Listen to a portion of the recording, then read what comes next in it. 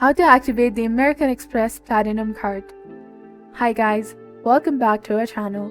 In this video, we'll be talking about activating your American Platinum Express card, so let's get started.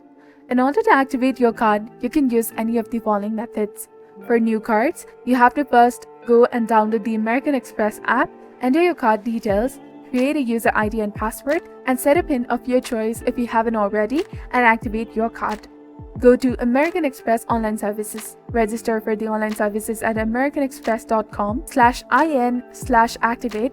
Set a PIN of your choice if you haven't already, and activate your card. You have to download the American Express app to manage your card account. Thirdly, access the American Express helpline. Call the helpline number, follow the prompts to set a PIN of your choice if you haven't already, and activate your card. Register for the online services at americanexpress.co.in or through the app. For the renewal or the replacement of the cards, if you haven't requested a new PIN, your existing PIN will still work for this card.